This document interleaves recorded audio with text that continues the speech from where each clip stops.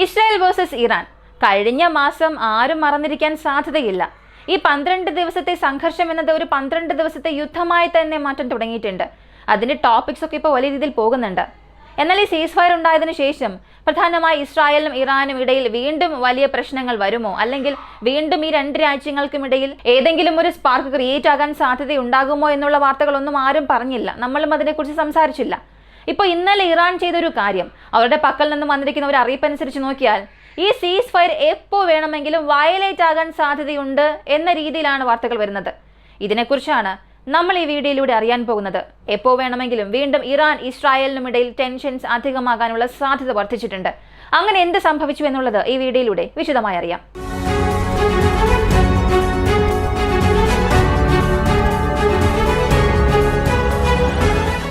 Iran Israel Islamic റെവല്യൂഷന് ശേഷം ഇറാനിൽ ഭരണമാറ്റം സംഭവിച്ചു. രണ്ട് രാജ്യങ്ങൾക്കും ഇടയിൽ ഉണ്ടായിരുന്ന ഈ ഒരു സംഘർഷം എന്നത് വളരെ വർദ്ധിക്കാൻ തുടങ്ങിയിട്ടുണ്ട്. 2024 രണ്ടുപേരും നേരിട്ട് ഇങ്ങനെ പോരാടിയപ്പോൾ ഈ ലോകം തന്നെ ഭയപ്പെട്ടു. അടുത്ത ഒരു വലിയ യുദ്ധം മിഡിൽ ഈസ്റ്റിൽ ഉണ്ടാകുമോ എന്നായിരുന്നു എല്ലാവരുടെയും ഭയം. എന്നാൽ രണ്ട് രാജ്യങ്ങൾ വലിയ രീതിയിൽ എസ്കലേഷൻ ചെയ്യാത്തത് കൊണ്ട് operation true promise 1, true promise 2 ഇതോടുകൂടി പ്രശ്നം അങ്ങ് അവസാനിച്ചു. എന്നാൽ വീണ്ടും ഈ ഒരു ജൂൺ മാസത്തിൽ ഇസ്രായേലിനും ഇറാനും ഇടയിൽ സീരീസ് ഓഫ് സ്ട്രൈക്സ് സംഭവിച്ചപ്പോൾ ഇസ്രായേൽ അവരുടെ എയർഫോഴ്സിനെ ഉപയോഗിച്ച് ഇറാന്റെ പല സ്ഥലങ്ങളിൽ അറ്റാക്ക് നടത്തി. അതിൽ ഇറാന്റെ എയർ ഡിഫൻസ് സിസ്റ്റംസ് ഒരുപാട് സ്ഥലങ്ങൾ ന്യൂട്രലൈസ് ചെയ്തു. ഇറാന്റെ ആർമി ഹെഡ്ക്വാർട്ടേഴ്സിനെ സ്ട്രൈക്ക് ചെയ്യുക, അവരുടെ അമ്യുനേഷൻ ഡെപ്പോസിനെ സ്ട്രൈക്ക് ചെയ്യുക. ഇങ്ങനെ ഇറാനുള്ളിൽ നുഴഞ്ഞു കയറി ഇറാന്റെ എയർ ഡിഫൻസ് സിസ്റ്റത്തിനും അപ്പുറം എത്രത്തോളം സ്ട്രൈക്ക് ചെയ്യാൻ കഴിയും എന്നുള്ളത് ഇസ്രായേൽ പ്രാക്ടിക്കലി കാണിച്ചു കൊടുത്തു. ഇത് ഇറാന് വലിയൊരു തിരിച്ചടിയാണോ, ഇറാന്റെ പേരെവിടെ നഷ്ടമായോ എന്നൊക്കെ ചോദിച്ചാൽ തീർച്ചയായും ഇറാന്റെ എയർ ഡിഫൻസ് സിസ്റ്റം എന്നത് അതിന്റെ റെപ്യൂട്ടേഷൻ ഒരുപാടിടങ്ങളിൽ നഷ്ടമായിട്ടുണ്ട്. കാരണം ഇസ്രായേലിന്റെ ഒരു 4 ഡ്രോണിനെ വെടിവെച്ച് വീഴ്ത്തിയെന്നതല്ലാതെ ഏതൊരു ഫൈറ്റ് ജെറ്റിനെയും വലിയ രീതിയിൽ വെടിവെച്ച് വീഴ്ത്താൻ അവരെ കൊണ്ട് സാധിച്ചില്ല. തെഹ്റാന് മുകളിൽ ഞങ്ങൾ വിമാനങ്ങൾ പറത്തി, തെഹ്റാന്റെ എയർ സ്പേസിനുള്ളിൽ ഇസ്രായേലിന്റെ വിമാനങ്ങൾ കടന്നു വന്നു എന്ന് ഇസ്രായേൽ ഒരു ക്ലെയിം നടത്തിയാലും പ്രാക്ടിക്കലി അതിന് തെളിവുകളും ലഭിച്ചില്ല. അതല്ലാതെ കാസ്പിയൻ സീയിൽ നിന്നും അറ്റാക്ക് ചെയ്തത്, ഇസ്രായേലിന്റെ അതിർത്തി കടന്നു വന്ന് ഇറാന്റെ ലിമിറ്റഡ് എയർ സ്പേസിനുള്ളിൽ കടക്കുക, ഇതൊക്കെ ചെയ്തത് ശരിയാണ്. വളരെ ദൂരത്ത് നിന്നും മിസൈൽ ലോഞ്ച് ചെയ്തിട്ടുണ്ട്. അല്ലാതെ അകത്തേക്ക് വന്ന് ഇവരുടെ വിമാനങ്ങൾ ഉപയോഗിച്ച് പറന്നു എന്നൊക്കെ പറയുന്നത് ഇപ്പോഴും സ്ഥിരീകരിക്കാത്തൊരു കാര്യമാണ്. ഇതിൽ എത്രത്തോളം ഇറാന് പ്രശ്നമുണ്ടായി, എത്രത്തോളം അവരുടെ റഡാർ സിസ്റ്റംസ് ന്യൂട്രലൈസ് ആയിട്ടുണ്ട് എന്ന് നോക്കുകയാണെങ്കിൽ മൊത്തത്തിൽ 11 സ്ഥലങ്ങൾ റഡാർ ഇൻസ്റ്റാളേഷൻസ് പൂർണ്ണമായി നശിച്ചു എന്നുള്ള വാർത്തകൾ ഇപ്പോൾ സ്ഥിരീകരിച്ചിട്ടുണ്ട്.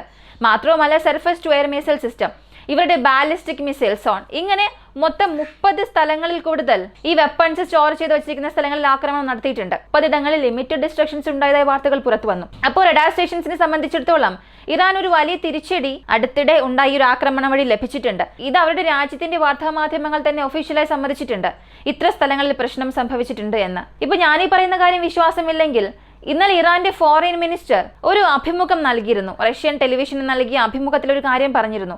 3 ന്യൂക്ലിയർ ഫെസിലിറ്റീസിലെ 2 ന്യൂക്ലിയർ ഫെസിലിറ്റീസിൽ ഏതൊരു മേജറായ പ്രശ്നങ്ങളും ഇല്ല. എന്നാൽ ഒരു ഫെസിലിറ്റിയിൽ സീരിയസ് ഡാമേജ് സംഭവിച്ചിട്ടുണ്ട്. അതിന് പിന്നിലുണ്ടായ പ്രശ്നങ്ങൾ ഞങ്ങൾ കണക്കെടുത്തുകൊണ്ടിരിക്കുകയാണ്. ലിമിറ്റഡ് നമ്പർ ഓഫ് റഡാർ സ്റ്റേഷൻസും ഇസ്രായേലി എയർ സ്ട്രൈക്സിൽ ഡാമേജ് ആയിട്ടുണ്ട് എന്ന് അദ്ദേഹം തന്നെ സമ്മതിച്ചിരുന്നു. അദ്ദേഹത്തിന്റെ ഇന്റർവ്യൂ ഓൺലൈൻ മുഴുവനും അവൈലബിൾ ആണ്. കുറച്ച് വലുതാണ്, നിങ്ങൾക്ക് സമയം ലഭിക്കുകയാണെങ്കിൽ കാണാം. കാരണം ഈ പറയുന്നതെല്ലാം അദ്ദേഹം നൽകിയ ഡാറ്റയിൽ നിന്നാണ് സംസാരിക്കുന്നത്. ഇപ്പൊ ഇത്രത്തോളം പ്രശ്നം ഇവിടെ സംഭവിച്ചിട്ടുണ്ട്. ഇത് ഇറാൻ റീപ്ലേസ് ചെയ്തോ, അല്ലെങ്കിൽ വീണ്ടും അതിന് സമയം എടുക്കുമോ എന്ന് ചോദിച്ചാൽ, റഡാർ ഇൻസ്റ്റാളേഷൻസ് എവിടെയെല്ലാമാണോ ബാധിക്കപ്പെട്ടത് അതിലെ 95% ഞങ്ങൾ റീപ്ലേസ് ചെയ്തു. വീണ്ടും ഒരു സ്ഥലത്ത് മാത്രമാണ് റീപ്ലേസ് ചെയ്യേണ്ട ജോലികൾ ഉള്ളതെന്നും പറഞ്ഞു. അപ്പൊ ഇപ്പൊ സംഭവിക്കുന്ന ഈ ഒരു അവസ്ഥ എന്താണ്, ഇറാനിൽ ഇപ്പൊ എന്താണ് അവസ്ഥ?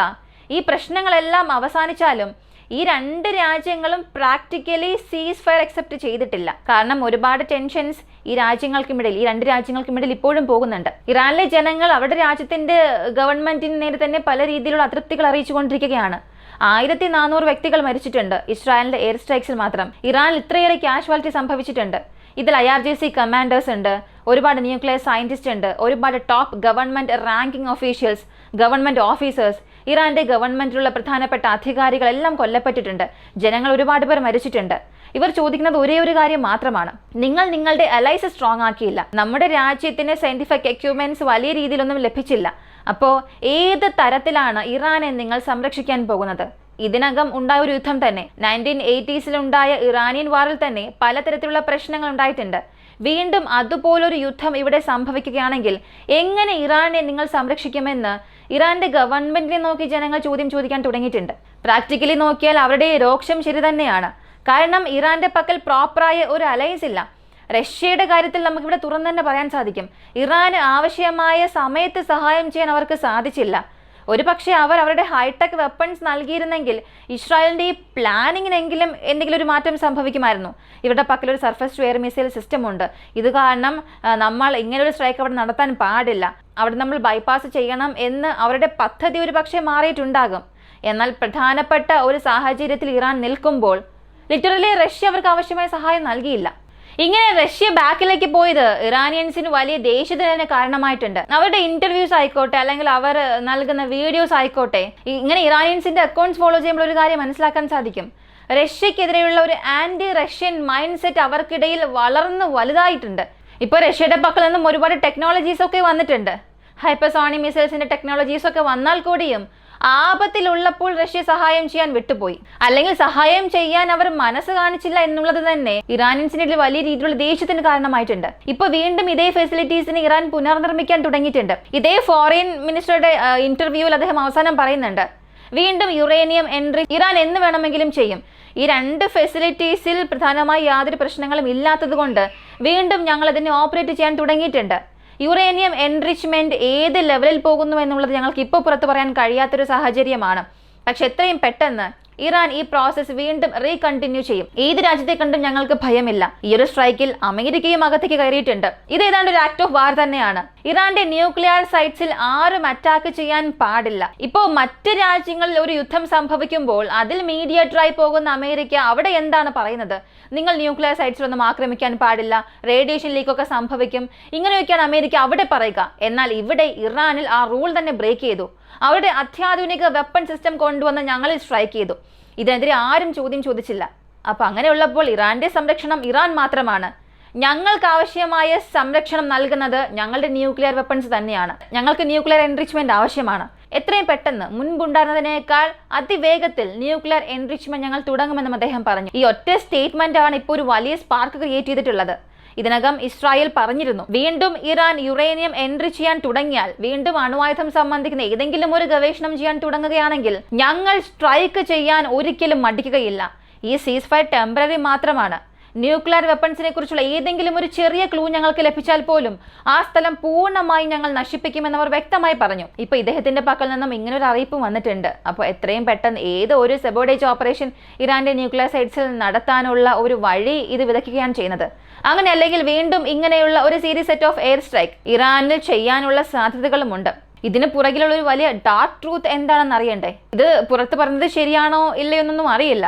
നെതന്യാഹുവിന്റെ പേരിൽ ഒരു വലിയ കോർട്ട് ട്രയൽ പോയിക്കൊണ്ടിരിക്കുകയാണ്. അദ്ദേഹത്തിന്റെ പവർ മിസ്യൂസ് ചെയ്തു. ഇങ്ങനെ ഒരുപാട് കേസുകൾ കോടതിയിൽ ഒരു വലിയ സെക്ഷനായി തന്നെ പോയിക്കൊണ്ടിരിക്കുകയാണ്. എപ്പോഴെല്ലാമാണോ അതിന്റെ ഹിയറിംഗ് നടക്കുന്നത്, അതിന്റെ ചില ദിവസങ്ങൾക്ക് മുൻപ് ഒരു വലിയ പ്രശ്നം ഇസ്രായേൽ തന്നെ ചെയ്യുന്നുണ്ട്. ഇതൊന്നും തീർച്ചയായും സാധാരണ നടക്കുന്ന കാര്യങ്ങളല്ല. ഇപ്പൊ സിറിയയിൽ നടന്ന സ്ട്രൈക്കും ഇതിന്റെ ഒരു ഭാഗമാണ്. ഇതിനു മുൻപ് ഇറാനിൽ നടന്ന പ്രശ്നവും ഇതെല്ലാം ഈ ട്രയലുമായി മാച്ച് ആകുന്നുണ്ട്. വീണ്ടും ഈ ട്രയൽ അടുത്ത ദിവസത്തിൽ വരാൻ പോവുകയാണ്. അങ്ങനെ സംഭവിക്കുമ്പോൾ ഒന്നുകിൽ സിറിയയിൽ പ്രശ്നം സംഭവിക്കും, അല്ലെങ്കിൽ ഇവിടെ ഇറാനിൽ ഏതെങ്കിലും ഒരു പ്രശ്നം ഉണ്ടാകാനുള്ള സാധ്യതയുണ്ട്. ഞാനീ പറയുന്നത് നിങ്ങൾക്ക് വിശ്വാസമില്ലെങ്കിൽ അതിന്റെ ടൈം ലൈൻ നിങ്ങൾക്കൊന്ന് എടുത്ത് നോക്കാം. അടുത്ത വീഡിയോയിൽ ഇതിന്റെ ടൈം ലൈനോടുകൂടി ഞാൻ വിശദീകരിച്ച് പറയാം. എന്നാണോ കോർട്ട് ട്രയൽ ആരംഭിക്കുന്നത് അതിന്റെ ചില ദിവസങ്ങൾക്ക് മുൻപ് ഏതെങ്കിലും ഒരു പ്രശ്നം ഉണ്ടാകും. ആ ട്രയൽ എത്രയും പെട്ടെന്ന് അവസാനിച്ചെങ്കിൽ, അതിന്റെ ഒരു വിധി വന്നിരുന്നു എന്നുണ്ടെങ്കിൽ 2024 മുൻപ് തന്നെ അവിടെ നെതന്യാഹുവിന് ഒരു വലിയ പ്രശ്നം വന്നിരിക്കുമായിരുന്നു. അപ്പോൾ ഇതെല്ലാം ഒന്നോടൊന്ന് കണക്ട് ആകുന്നുണ്ട്. ഇതിനെ കാരണമായി കാണിച്ച് ഇറാനിൽ അടുത്ത സ്ട്രൈക്ക് നടന്നാലും അതിൽ ആശ്ചര്യപ്പെടാൻ ഒന്നും തന്നെ ഇല്ല. പോരാത്തതിന് ഇറാൻ തന്നെ പറയുന്നുണ്ട് ഞങ്ങൾ യുറേനിയം എൻറിച്ച് ചെയ്യുമെന്ന്. ഇതൊന്നും നല്ലതിനെ അല്ല. എത്രയും പെട്ടെന്ന് ഇറാൻ ഇസ്രായേൽ സ്ട്രൈക്സ് നമുക്ക് വീണ്ടും പ്രതീക്ഷിക്കാവുന്നതാണ്. അതും ഈ സ്റ്റേറ്റ്മെന്റ്സ് എല്ലാം വെച്ച് നോക്കുമ്പോൾ. ഈ ഒരു വീഡിയോയെ കുറിച്ചുള്ള നിങ്ങളുടെ അഭിപ്രായം എന്താണെന്നുള്ളത് കമന്റിൽ പറയുക. പ്രധാനമായും ഇറാന് ന്യൂക്ലിയർ വെപ്പൺസ് ആവശ്യമാണോ ഇല്ലയോ എന്നുള്ള ടോപ്പിക്കിലേക്ക് നമ്മൾ പോകുന്നില്ല. ഇസ്രായേലിനുള്ളിൽ ഇങ്ങനെയുള്ള ചില പ്രശ്നങ്ങൾ സംഭവിക്കുമ്പോഴെല്ലാം അവിടെ ചുറ്റുമുള്ള പ്രശ്നങ്ങളും അധികമാകുന്നുണ്ട്. ഇത് സാധാരണഗതിയിൽ നടക്കുന്നതാണെന്ന് നിങ്ങൾ ചിന്തിക്കുന്നുണ്ടോ? അല്ലെങ്കിൽ ഇതിന് പുറകിൽ മറ്റെന്തെങ്കിലും കാരണമുണ്ടോ? നിങ്ങളുടെ അഭിപ്രായം കമന്റിൽ പറയുക. കൂടുതൽ അപ്ഡേറ്റ്സിനായി വോയിസ് ഓഫ് വീക്ക് നമ്മുടെ ചാനൽ സബ്സ്ക്രൈബ് ചെയ്യുക. മറ്റൊരു വീഡിയോയുമായി വീണ്ടും കാണാം.